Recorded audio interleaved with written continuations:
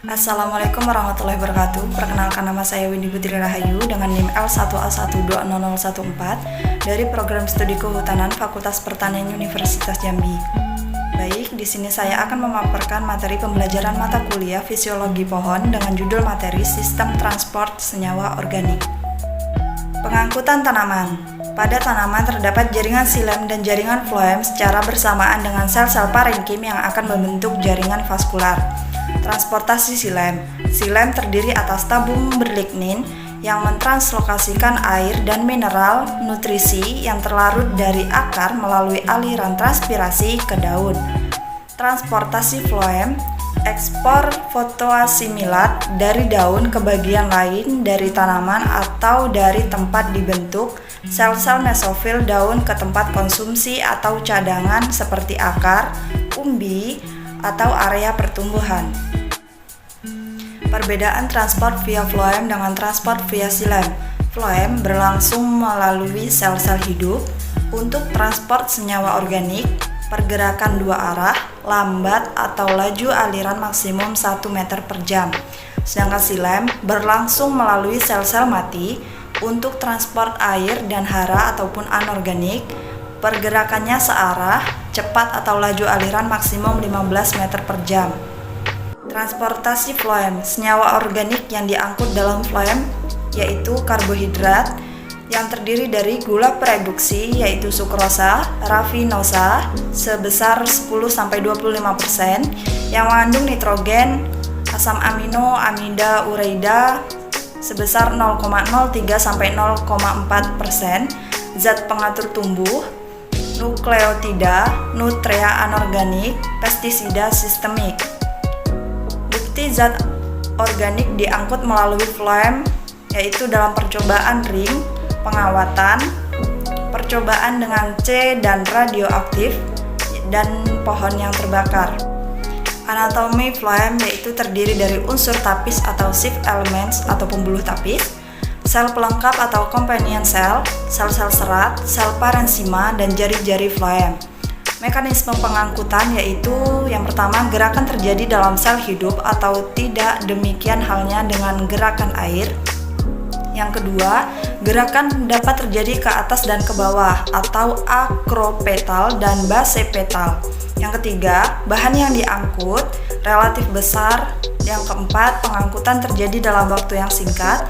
Yang kelima, pengangkutan lebih cepat pada siang hari dan lambat pada malam hari.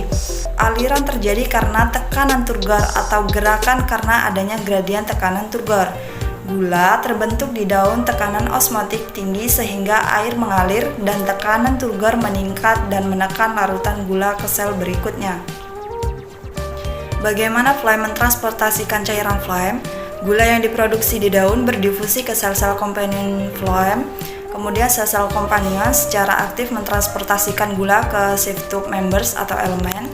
Kemudian gula yang dihasilkan tersebut ditranslokasikan dari source ke sink berdasarkan teori pressure flow. Yang pertama, pada gula secara aktif ditransportasikan ke floem. Yang kedua, air mengikuti melalui osmosis dari sel-sel source dan xilem. Hari ini menghasilkan tekanan yang tinggi. Yang ketiga, pada sink, gula-gula berdifusi keluar floem dan diikuti air melalui osmosis. Hal ini mengakibatkan rendahnya tekanan. Yang keempat, larutan gula mengalir dari tekanan tinggi ke tekanan yang lebih rendah. Yang kelima, air dalam xilem akan ditarik melalui aliran transpirasi. Pemuatan dan pembongkaran muatan floem. Pemuatan floem. Yang pertama, transfer dari sel mesofil daun ke unsur pembuluh tapis floem. Selama pemuatan floem, sel mesofil berada pada potensial osmosis yang lebih rendah atau lebih tinggi daripada unsur pembuluh tapis. Jadi, pemuatan floem membutuhkan energi untuk menghantarkan gula ke daerah yang berkonsentrasinya lebih tinggi. Pemuatan floem menyebabkan peningkatan potensial osmosis dalam unsur-unsur pembuluh tapis.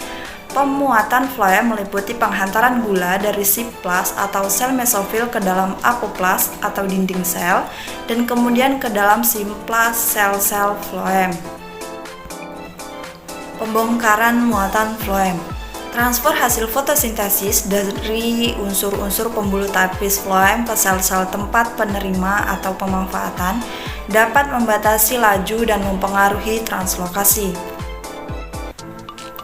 Selanjutnya, jaringan zinc disuplai oleh floem unload terdapat dua kemungkinan. Yang pertama, simplastic unloading, di mana sukrosa dan asam amino mencapai sel organ zinc langsung dari Schiff elemen melalui plasmodesmata. Yang kedua, apoplastic unloading, pada awalnya senyawa ditransportasikan dari Schiff tube ke kompartemen ekstraseluler dan kemudian diambil oleh sel-sel organ zinc. Pembagian hasil asimilasi terdapat dua fase. Yang pertama, sepanjang fase vegetatif. Pada jaringan sumber, sebagian hasil asimilasi tetap digunakan untuk pemeliharaan sel, sisanya diekspor dan ditranslokasikan ke daerah pemanfaatan vegetatif dengan fungsi pertumbuhan, pemeliharaan, dan cadangan makanan. Daerah pemanfaatan vegetatif berupa akar, daun, dan batang. Yang kedua, sepanjang fase generatif. Setelah pembungaan, daerah pemanfaatan reproduktif sangat kuat, membatasi pembagian hasil ke pertumbuhan vegetatif. Pada tumbuhan tertentu, pertumbuhan vegetatif terhenti jika pertumbuhan generatif dimulai pada proses pembungaan.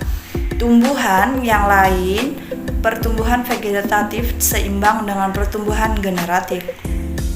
Adapun faktor-faktor yang mempengaruhi pengangkutan karbohidrat yaitu suhu, cahaya, penghambat metabolik, perbedaan konsentrasi, mineral, dan hormon.